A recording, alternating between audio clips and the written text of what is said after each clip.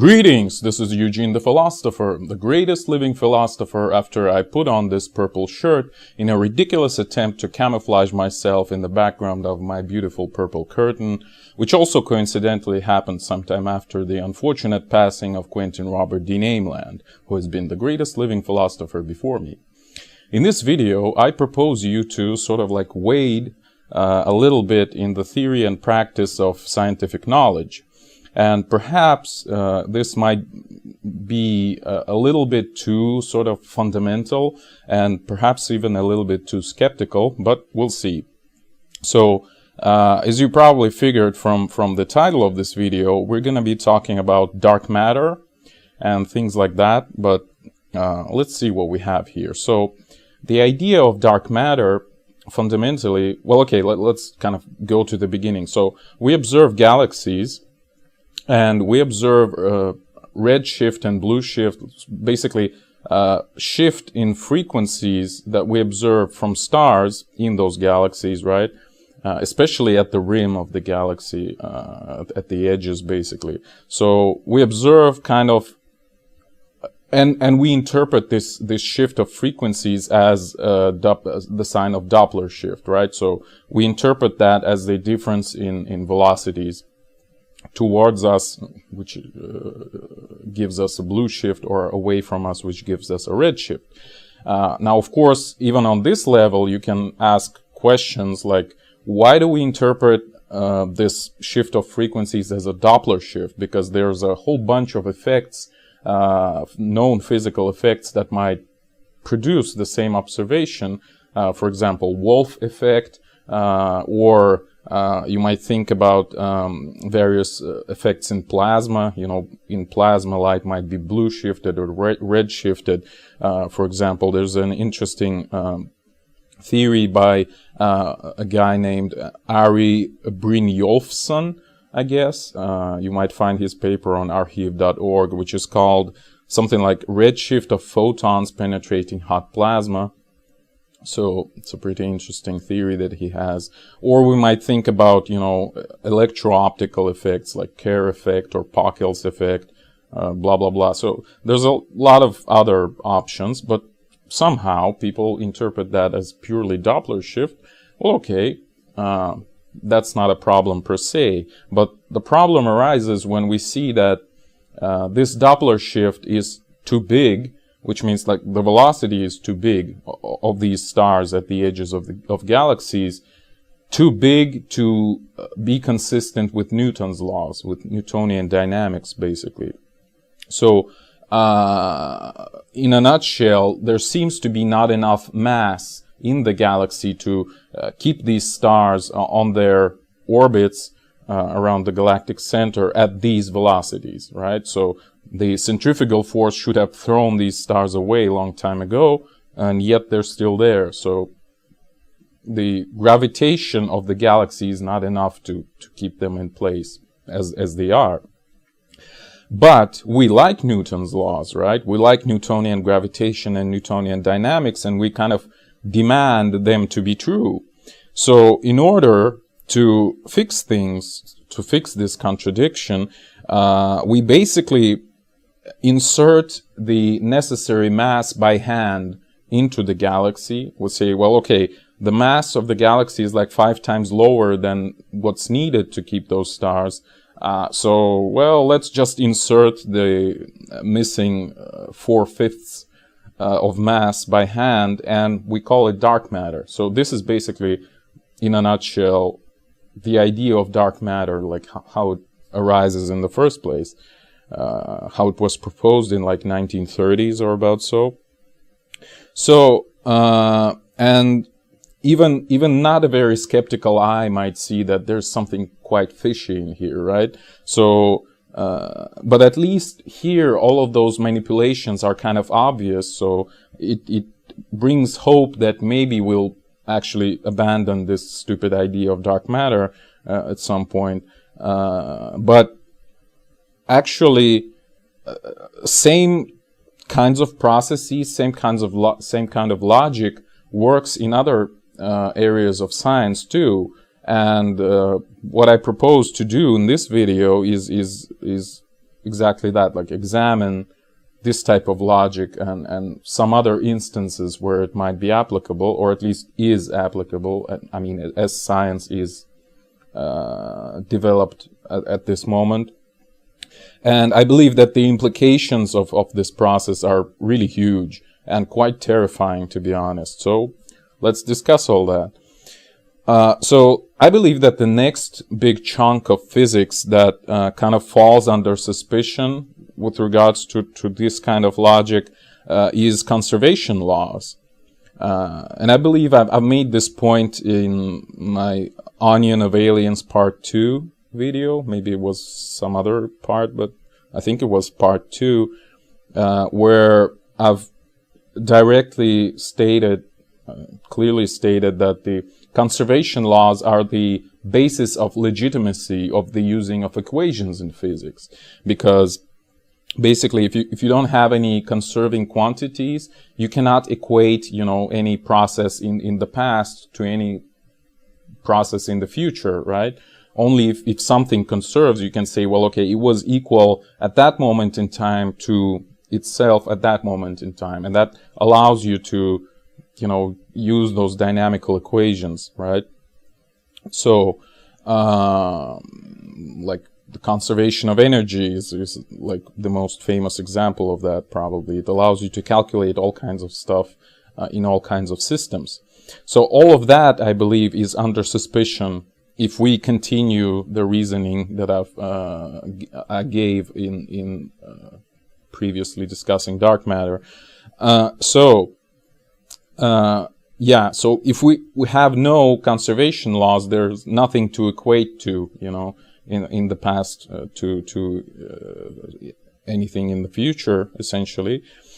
And we might also say that in general, conservation laws are sort of like a source for causal relationships in the first place, which is like the most fundamental idea of all the natural sciences, the idea that the same cause leads to the same type of effect, right?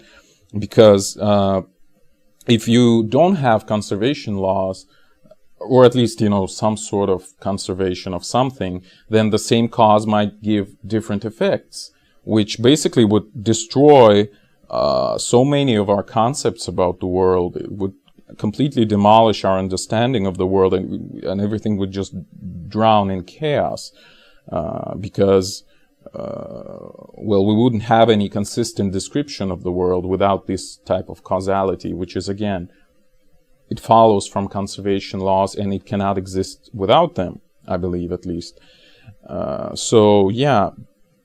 And even the fundamental philosophical categories, such as, again, subject and object, they would also be demolished because, if an object is not equal to itself, at least in some regard, in different moments in time, then can we even identify it as an object? Can we sort of isolate it as a separate entity? I believe we cannot. I mean, something should conserve about an object for it to be a genuinely an object, right? And the same can be said about the subject. I mean, if I don't perceive myself as a thing equal to itself in different moments in time, I wouldn't be even able to, again, perceive time as it is, right? Only as much as I think I am equal to myself, I can perceive, in different moments in time, I can perceive other things changing around me, right? So it's like I assume that I am the same, but something has changed. So it wasn't me that changed, right? So again, and it would bring all kinds of trouble in this sense. I mean, the demolition of this concept, let's say. So, and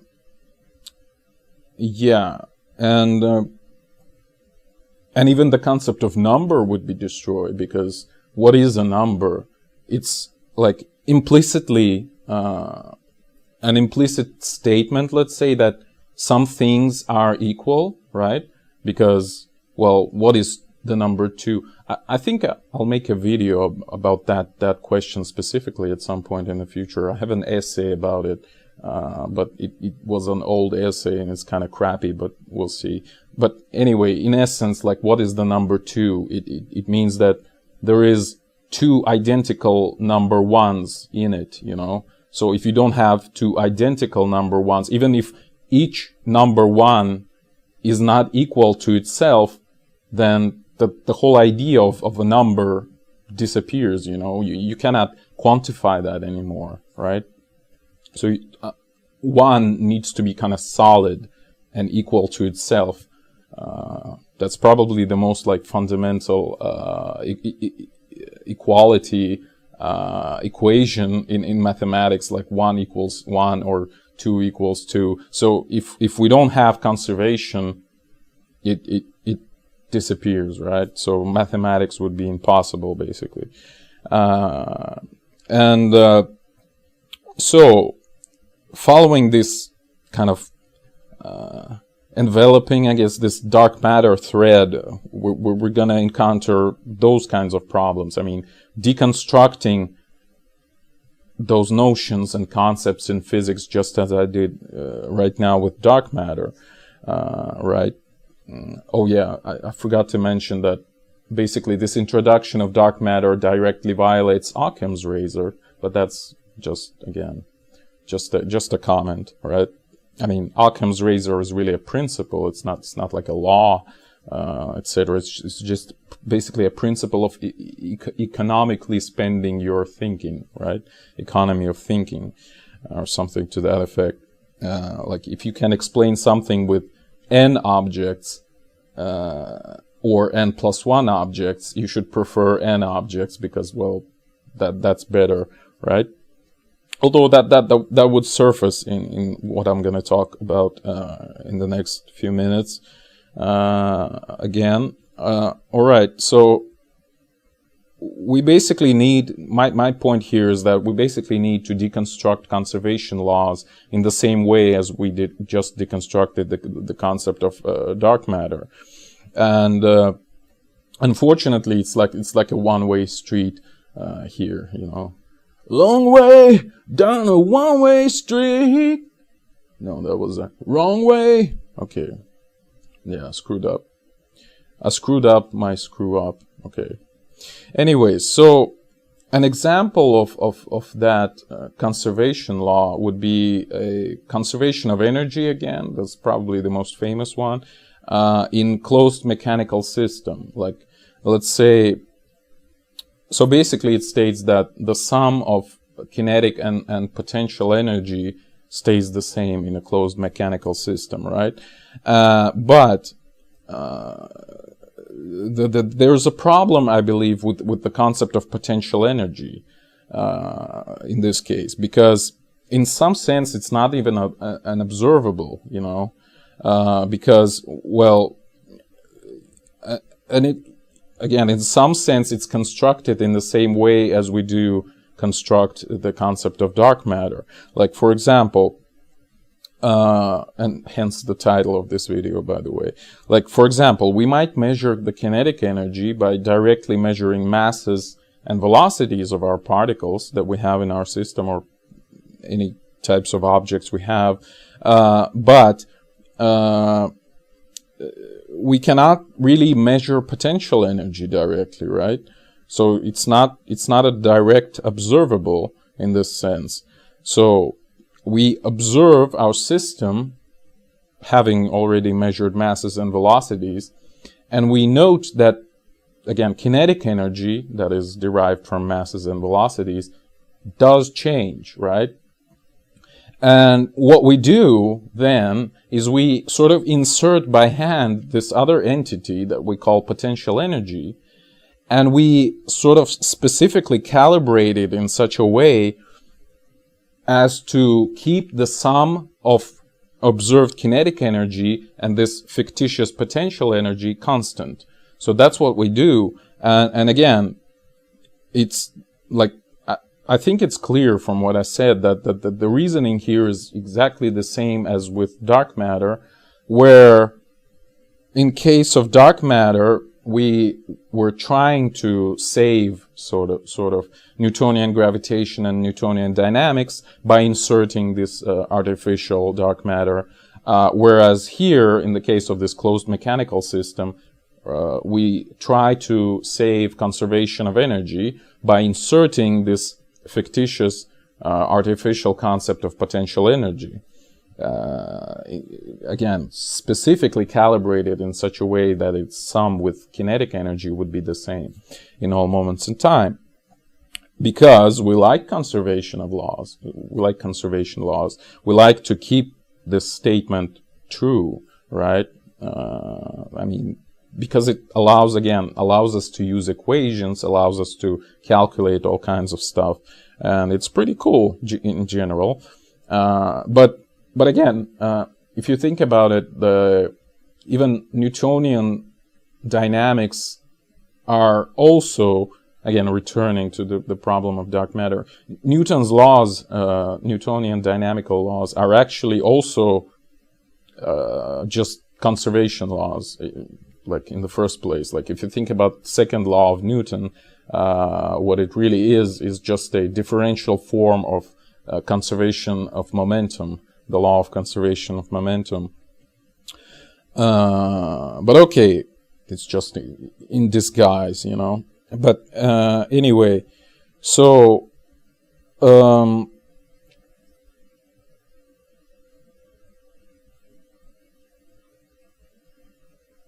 yeah, another good example of the same type of reasoning would be the discovery, or rather construction, of neutrino.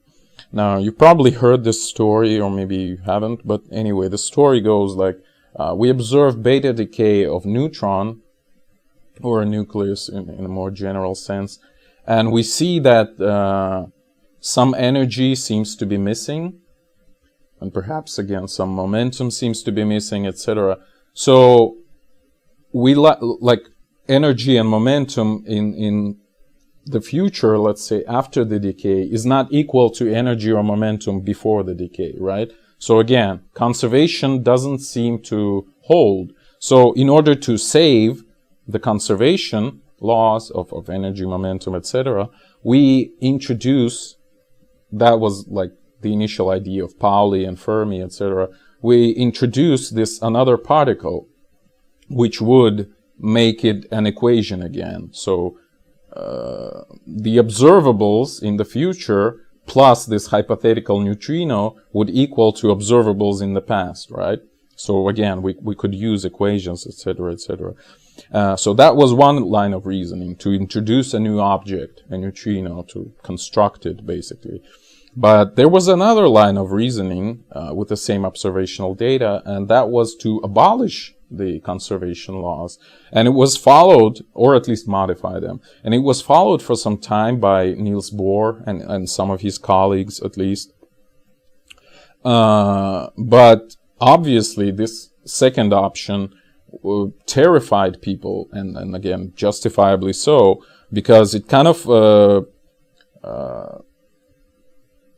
it kind of uncovered this huge hole in our perception of the world, and people said, well, we don't like that, you know. Let's cover this hole with some carpet, with some rug, you know.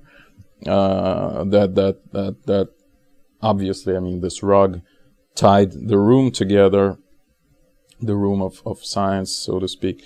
So yeah, again, so let's just introduce this new particle and keep conservation laws because they're cool and we like them. Basically, that was the reasoning, and people were satisfied by it. So neutrino became a thing since then, since like 1940s, 1930s maybe, late 1930s probably.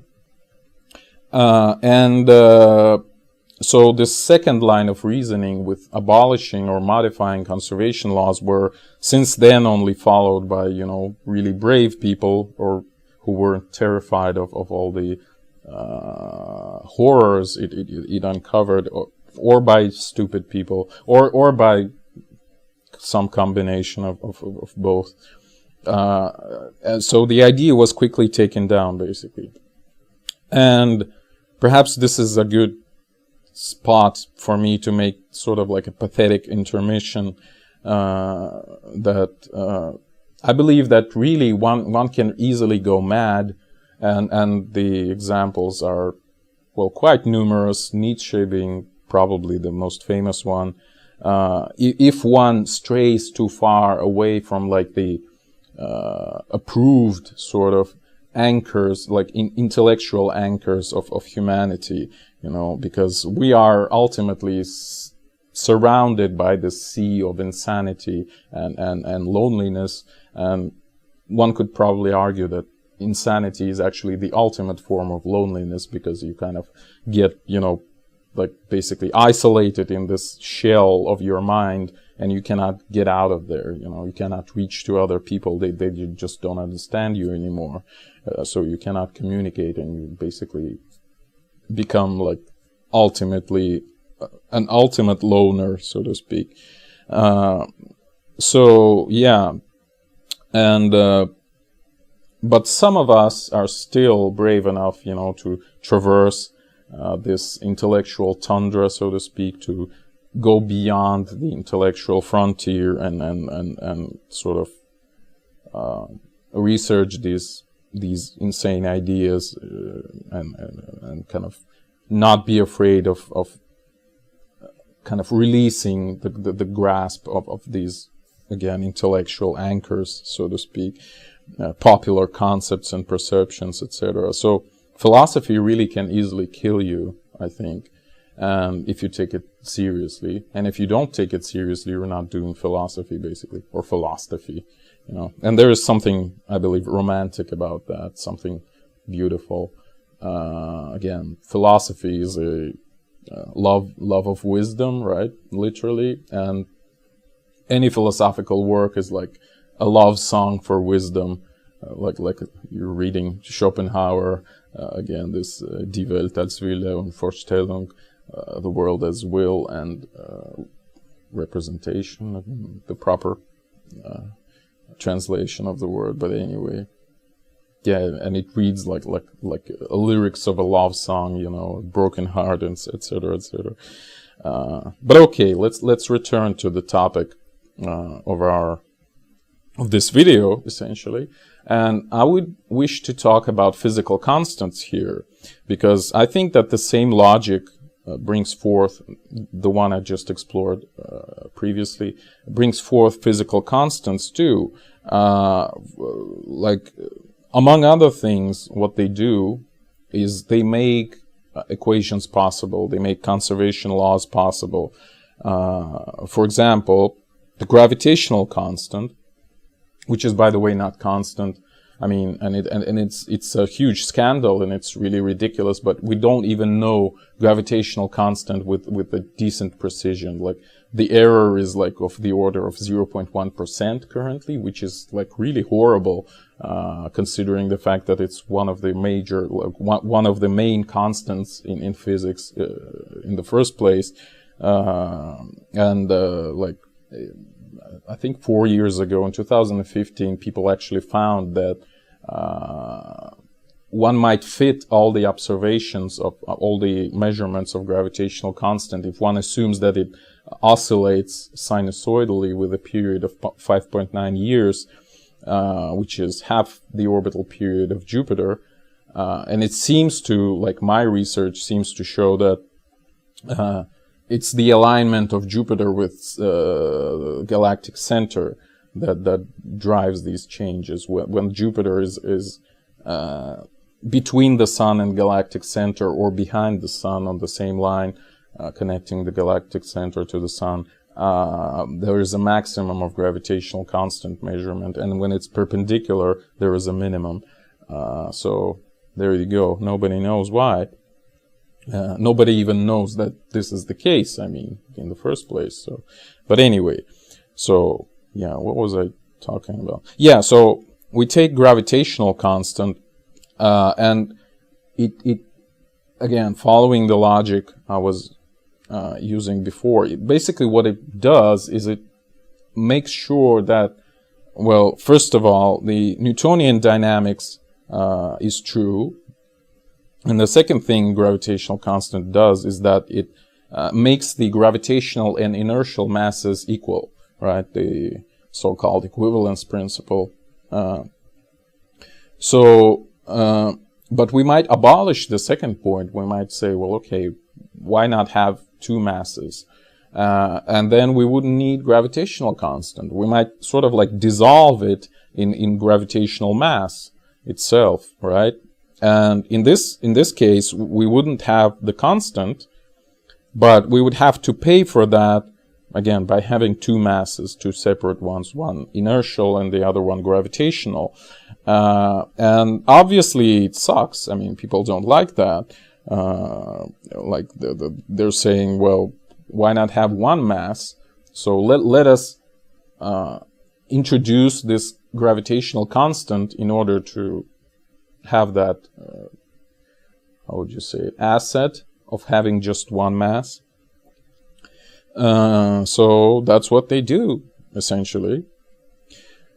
Or we might think about the proportionality between the frequency of light and the energy of photon.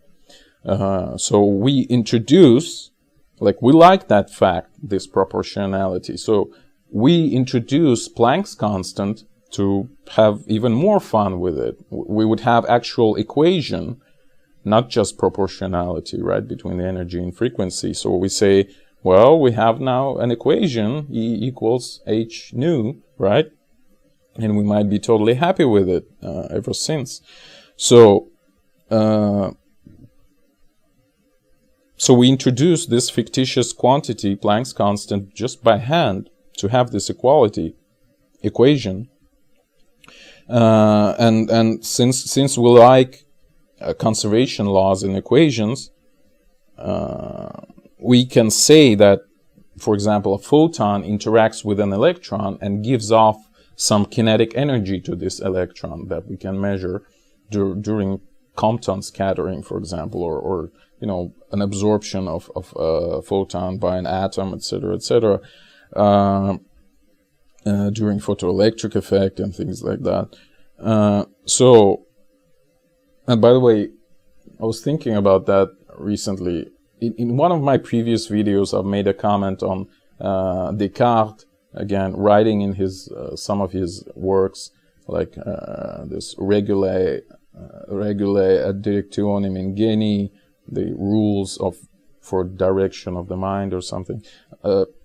How he used like whole paragraphs of text to describe something that might be today described by like a high school student by just one equation, right? So I was thinking about it, that the whole, even the sign, equal sign, it hasn't been around until like 18th century, believe it or not. So it's all like, mathematics is a fairly new thing, you know. It's only been around for like 300 years, at least, I mean, in the form that we know it and again, it's just a form of language. It doesn't have any transcendent meaning to it. It's just a way of efficient archivation, sort of like zipping in of concepts and relations.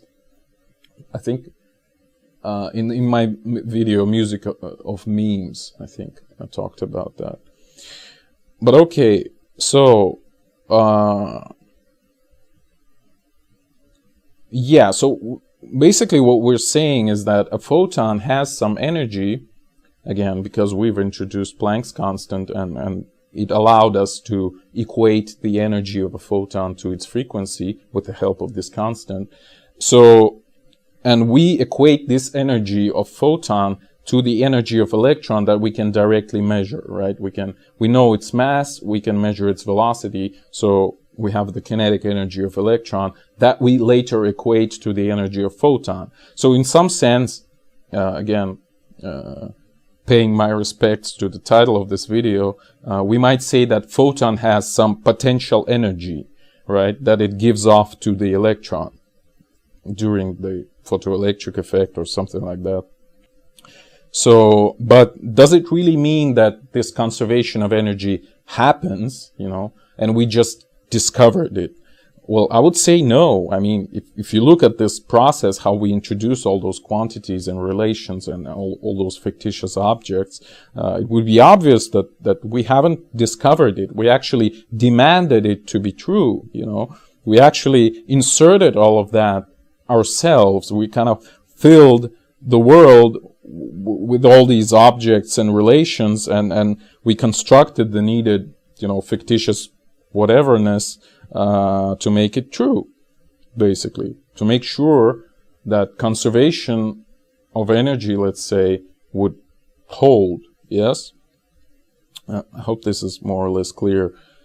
So this demonstrates a somewhat hypocritical and somewhat like tautological nature of physics and all the related fields of science, because it was us who introduced all those, again, fictitious objects and entities, and we just hypocritically call it discovery, So we construct objects that are convenient for our understanding of the world and call the multitude of these objects nature, right? That's what we do fundamentally.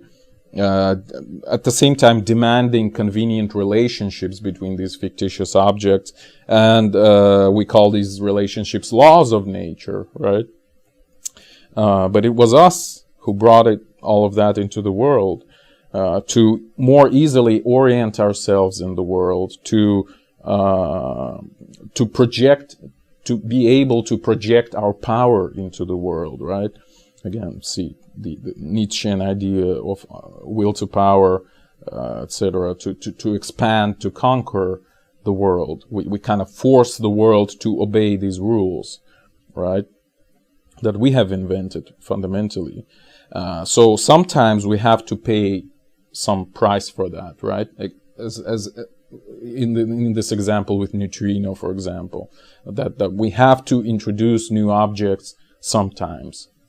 So if some sort of trouble appears with all these laws that we like to be true, we prefer to kind of minimize the damage and just introduce additional object to complement whatever objects we already have, because again, looking at the example with neutrino, we don't really like to disturb the old objects, because who knows what's going to surface if we kind of demolish them. They seem to be working kind of okay, and we seem to be pretty satisfied by them, so why would we demolish them? Let's just introduce a new one, right, to save the day, so to speak. So that's how you introduce neutrinos, that's how you introduce dark matter and things like that, to exactly make sure that conservation laws and other fancy properties of nature would still hold.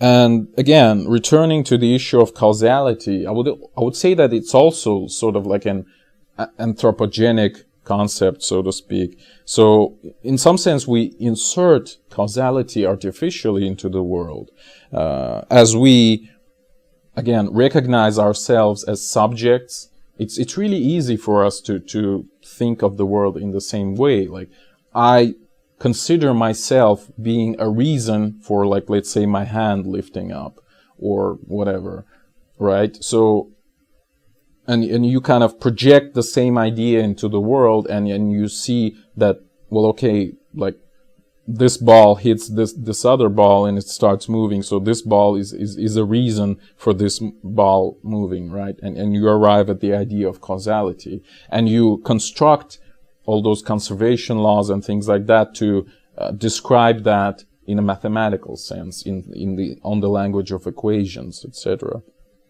So essentially, I think that's how it works, and it's really simple.